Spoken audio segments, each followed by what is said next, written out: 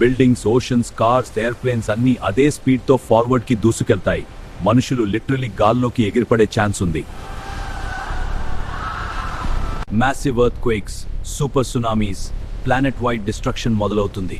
కొన్ని సెకండ్స్లోనే ప్రపంచం కంప్లీట్లీ మారిపోతుంది.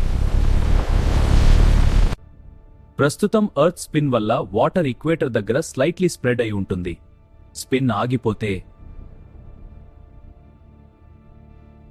ఆ నీరు పోల్స్ వైపు మూవ్ అవ్వడం మొదలవుతుంది. కొన్ని కాంటినెంట్స్ పూర్తిగా వాటర్లో మునిగిపోవచ్చు. ఇంకా అట్మాస్ఫియర్ కూడా కంటిన్యూగా మూవ్ అవుతుంది. దాంతో 1000 km/h కంటే ఎక్కువ స్పీడ్తో డెడ్లీ విండ్స్ వస్తాయి. ఎంటైర్ సిటీస్ వైపౌట్ అయ్యేంత పవర్. ఎర్త్ స్పిన్ లేకపోతే ఒక రోజు ఒక సంవత్సరంలా మారిపోతుంది. ప్లానెట్ ఒకవైపు మంత్స్ పాటు సన్లైట్, మరోవైపు